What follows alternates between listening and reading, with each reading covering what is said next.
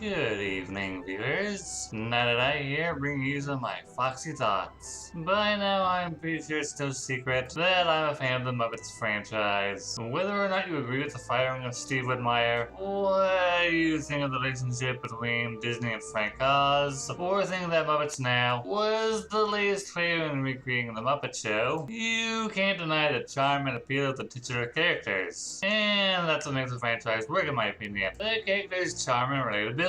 Yes, I believe you can find a bunch of talking stocks relatable. They don't have to be relevant, or at least they don't have to try as hard as the total garbage fire that was the Muppets Wizard of Oz did. The Muppets themselves were never about relevancy, they were about entertaining an audience. And over the years, I believe they succeeded to a degree. I'm going to be talking about the Halloween special Muppets Haunted Mansion that dropped on Disney Plus on October 8th. I don't have a Disney Plus account, but luckily a friend allowed me to use theirs, so I could watch it. I wanted to do a review for all of you, but unfortunately, I've yet to find a proper video converter for the site, and everyone who's already done a video on this subject has their DMs turned off when I tried to contact them on Twitter. So I guess screenshots will have to do. If you haven't watched the special yet, pause this video and go watch it on Disney Plus now. A Halloween special was something that the Muppets had always tried to do all the way back in the 70s. Looking at the wiki though, I can't say how good it might have been. Then there was the video game Muppet Monster Adventure, and it wasn't very good. Then Bill Barretta, Kirk Thatcher, and Kelly Younger sat down and worked on what we're looking at today. On Halloween night, the Great Gonzo has received a mystery invitation to accept a challenge at a mansion we can only assume is on the outskirts of whatever town the Muppets happen to live in, while Kermit is throwing his annual Halloween party. Joining him is Peppa King Prawn, who believes that the invitation is to a big party full of celebrities, and will be playing the part of Gonzo's sidekick for this special. Now, as good as this special is, there's a point of contention for some fans. The absence of Rizzo the Rat, who has played Gonzo's second banana ever since the Muppets Christmas Carol and has now been replaced by Pepe. Rizzo came into existence amongst a swarm of rats during the Muppet Show and has been performed by Steve Whitmire since the fourth season of the Muppet Show.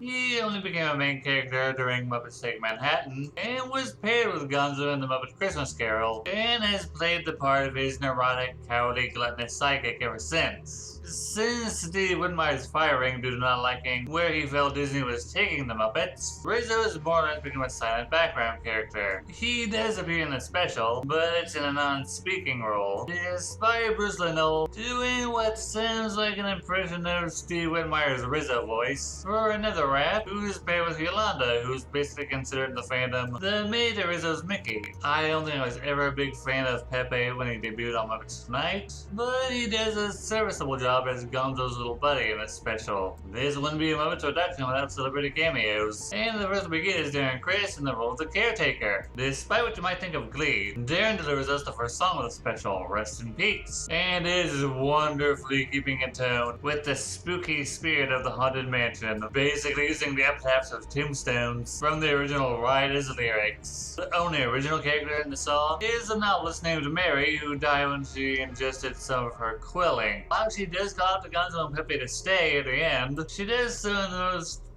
disturbing manner that I can't believe it wasn't intentional. Another cameo in this little section would be the late Ed Asner, who received a special mention in the ending credits. Another thing I wanted to talk about here is the part of the caretaker's dog is played by the same puppet that debuted in The Tale of the Bunny Picnic, which introduced another Steve Whitmire character, Bean Bunny. While I did like that they seemed to take really good care of this puppet, I can't help but feel that another dog character called Rover Joe would be a much better fit, since he actually resembles the original illustration of the caretaker's dog. While the dog is performed by Alice Deneen, the dog never speaks and simply howls and whines to the original audio of the ride. Writer Kirk Thatcher was open to the idea of Bean being in the special, but a new puppet would have to be built due to the previous puppet having deteriorated over time. Plus, the fact that Bean was performed by Steve, Thatcher felt that going through all the effort to rebuild Bean and and put him in what could best be considered a cameo role amongst an ocean of other characters, Thatcher decided against this idea. The ghost host, played by Will Arnett, tells Gonzo and Pepe that since they've arrived, that means they've accepted his challenge. Try and survive a night in the mansion until sunrise. And if they fail, then they'll be doomed to join the haunted mansion amidst the 99 happy haunts for all eternity. The introduction of the ghost host also introduces us to Mummy and Duddy, who are a female mummy and a male skeleton that serve as the comic duo to the ghost host, going dun dun dun whenever something dramatic is said. And the ghost host tells Gonzo and Pepe that the ghosts will take on the appearances of things and people they're familiar with by responding to sympathetic vibrations. This basically serves us to explain why there are going to be so many Muppets with a ghostly filter over them. The mansion itself is a wonderful fusion of the Haunted Mansion and the Muppets franchise. Several Muppets characters being the subject of iconic portraits, or the decor designed to resemble Muppet characters. I love the ballroom scene. It is basically an homage to the dance segments from the Muppet Show. There's also an Easter egg here with Robin the Frog playing the role of the birthday ghost. If you pay close attention when they're zooming in on the scene, you'll notice that he's wearing the same costume he did when he played Tiny Tim. Rolf plays the organist, and a new Foxy puppet was built for his ghosted counterpart, Ghazi the Hatbox Ghost. I've heard that some people aren't fond of the CGI in this special, but I'm fine with it. The ghost Muppets are given the wispy smoke vapor where their legs would be, which allows you to get a full black shot of them while they're dancing. I understand that people prefer practical effects, but I don't think they remember or are aware of that while the Muppet Show did do practical effects themselves, they also did a fair amount of video editing for musical numbers like I'm Looking Through You, which filmed a trio of ghosts still looks semi-transparent. They might be talking about the backgrounds as well as the Muppet characters being CGI'd, which is fair considering the stretching room and the last few minutes of this special. Aside from whenever Gonzo and Pepe have to physically interact with something, I wondered more than once if a background or a set piece was actually physically there. My personal favorite part of this special is the musical number Life Hereafter. Bit of trivia. During the song, we get a shot of Mulch who resembles the Frankenstein's monster and a ghost squid, which are obvious references to scrapped ideas with a Haunted Mansion ride. The song's a fun and catchy tune, but the more I listen to it, the more I realize that the ghosts are all telling Gonzo how great it is to be dead. And the setup for this number is that it's basically a celebration for when Gonzo and Pepe fail to escape the mansion before sunrise. Yes, so this special can be, it can be viewed as pretty dark if you look at it from the viewpoint that if Gonzo fails, he dies. And now we go from the stuff that has underlying darkness to part of the special that's intentionally dark.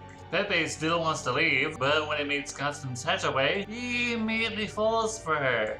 Especially when she breaks the running gag of people mistaking him for a shrimp instead of a prawn. Those of you familiar with the character, though, are aware that Constance is a gold-digging Black Widow who kills her husbands immediately after the wedding. Pepe's interactions with Constance are still played for laughs, though, due to her past husbands quipping from the sidelines. On that note, this special marks the return of Johnny Fiala and his sidekick Salmonella from Muppets Tonight, performed by Bill Beretta and Brian Henson, respectively. I'm guessing the design team finally rebuilt the Muppets after they deteriorated, and this marks the return of Brian as a performer. We do see his other characters like Nigel and Dr. Phil Van Neuter during this special, but Sal is really the only one who gets a speaking role. Johnny's playing the role of a second husband, Frank Banks, and Sal is here simply because they're a comedy duo. I remember thinking I'd be disappointed if they did something with the Haunted Mansion and didn't use Uncle Deadly, due to his theatrical personality. He did read the ghost host's dialogue during the 2019 D3 Expo after all. Fortunately, he is included as the priest for Pepe and Constance's wedding, and Matt Vogel never fails to be funny in the role in my opinion. Back to the darkness. Convinced he's utterly fearless, Gonzo accepts the ghost host's challenge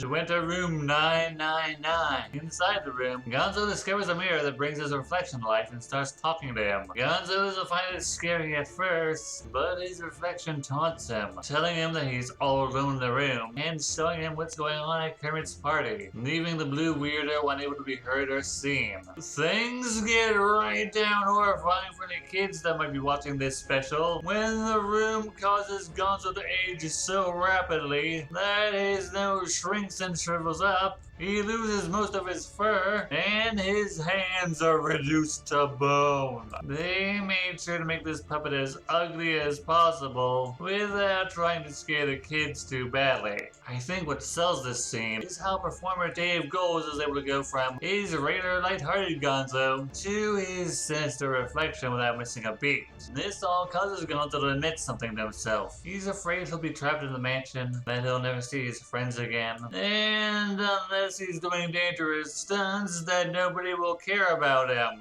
That fear I have to call quite silly. No matter what the continuity, the other Muppets have always made it clear that they like him for him, and Gonzo should know this.